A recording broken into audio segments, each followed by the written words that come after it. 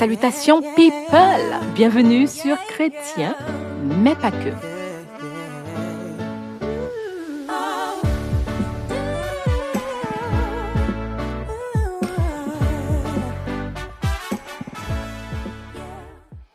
Chrétien, mais pas que, est le podcast fait sur mesure pour 3 chrétiens qui souhaitent enfin sortir de ta zone de confort, quitter ton matelas à mémoire de forme, pour le chrétien qui souhaite tout simplement décupler son plein potentiel dans tous les domaines de sa vie. Et tout ça à réaliser en une seule vie.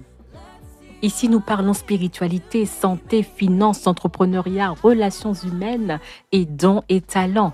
Je suis Annie, ton animatrice. Je t'invite à t'installer confortablement. Nous passerons un agréable moment. Let's go!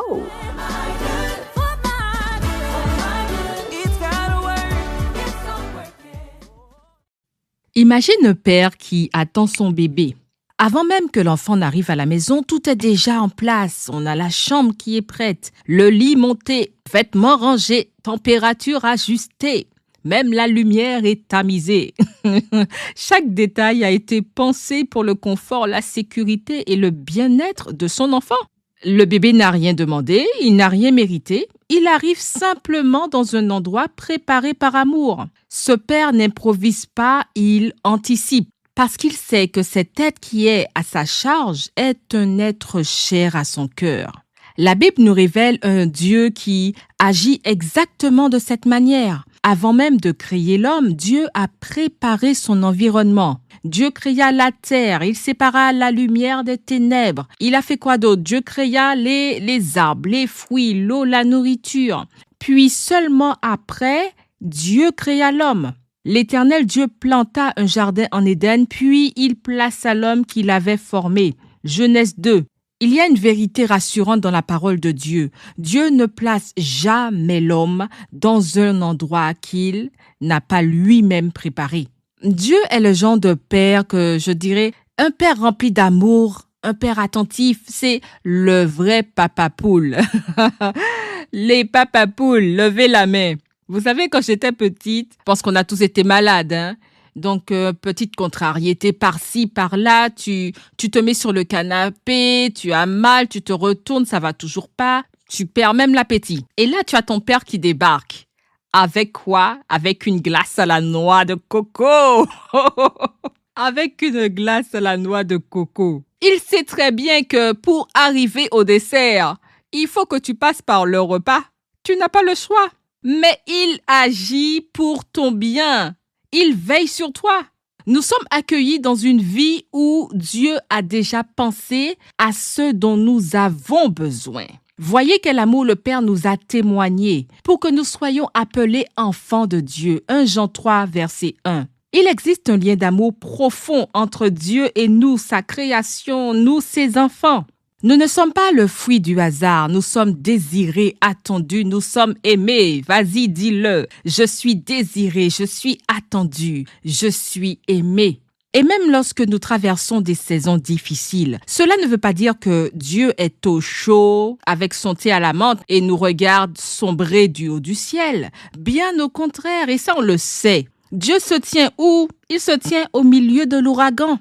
Alors, certains d'entre nous sont déjà dans leur mission. Ils ont prié, Dieu leur a donné un signe.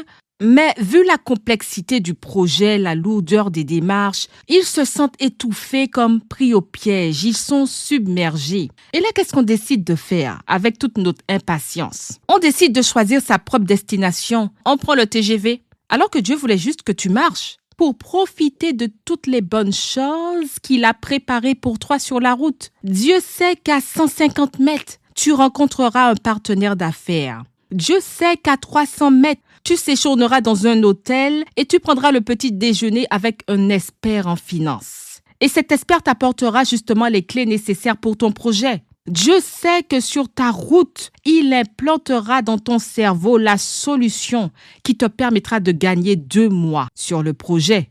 Je sais que ce n'est pas évident quand on ne sait plus quoi faire. Je suis la première à le reconnaître et à m'impatienter. Et limite dire à Dieu, bon Seigneur, ok, j'ai vu un peu où je vais, je prends les commandes, t'inquiète pas, ça va le faire. Mais tôt ou tard, tu te retrouves où? Au village de Si je savais. Et tu fais quoi?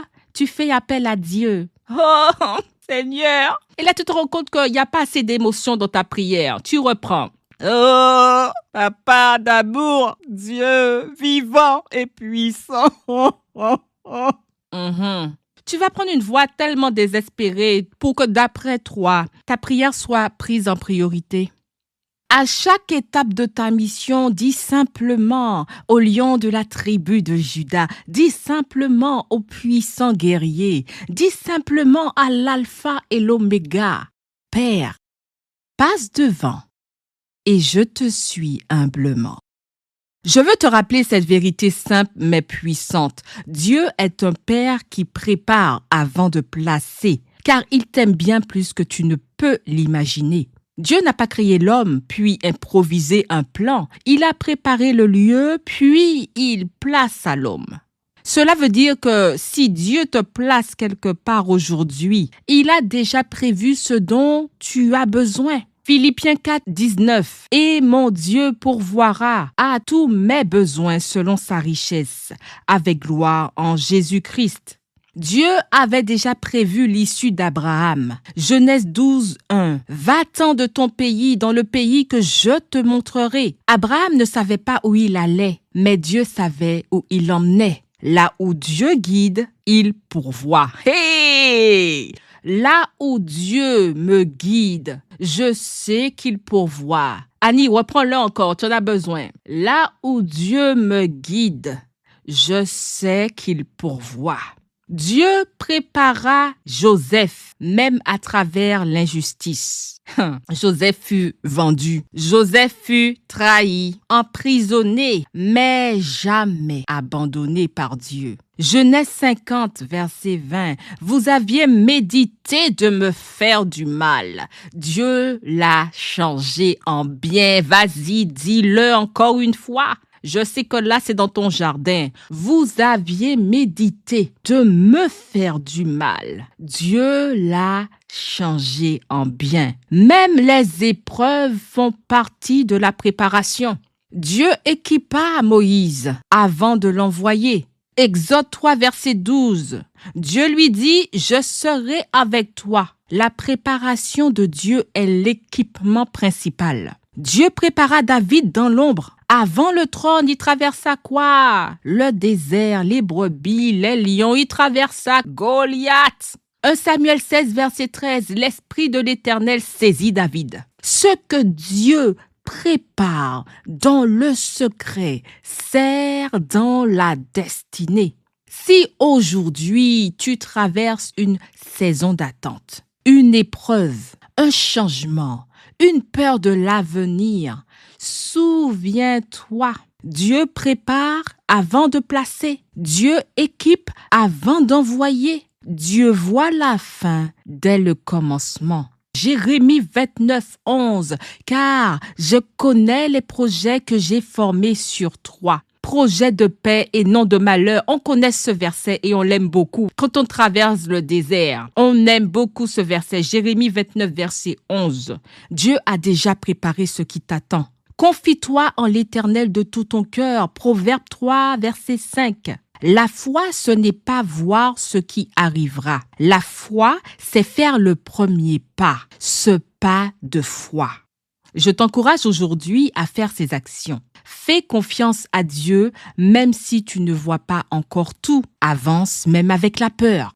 Crois que Dieu a déjà préparé ce que tu n'as pas encore atteint. Là où Dieu te place, il a déjà mis les ressources, la grâce et la force nécessaires. Fais une pause et regarde en arrière. Prends un instant pour repenser à ta vie. Combien de fois Dieu t'a déjà protégé, guidé, soutenu, même quand tu ne le voyais pas?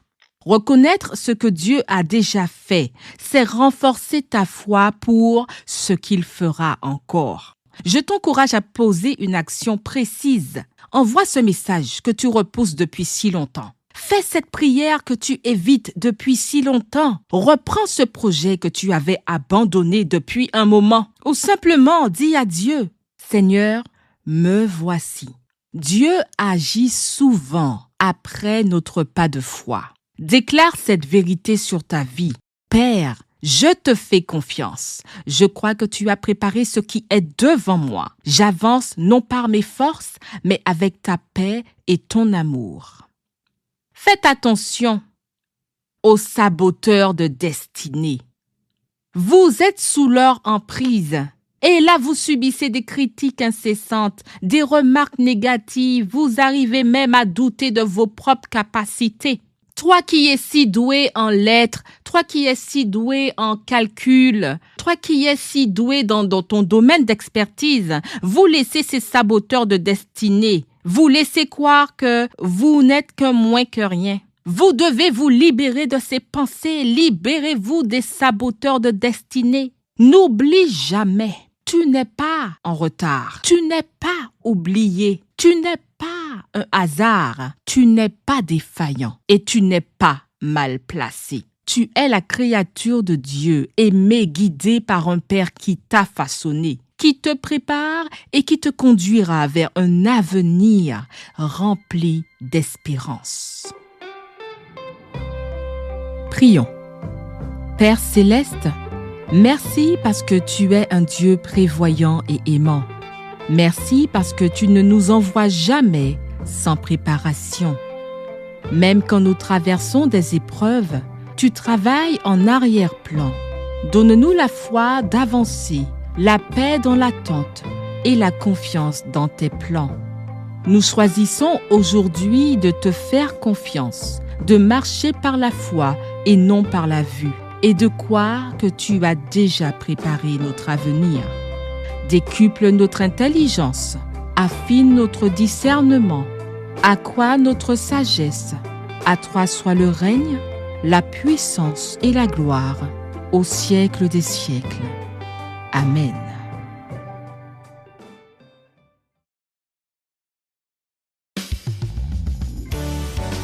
Quel que soit le coin du globe dans lequel tu te trouves, quelle que soit la situation dans laquelle tu te trouves, que la paix de Dieu soit dans ton cœur et que le Saint-Esprit y demeure. People, vis sur terre, mais vise le ciel. Hey! On y va tous en chœur, alto, ténor, soprane, basse. Vis sur terre, mais vise le ciel. Vis sur terre, mais vise le ciel. Si ce contenu t'a plu, je t'invite à liker, t'abonner, commenter et partager. Ta famille et tes amis aussi doivent être sauvés. Mouah!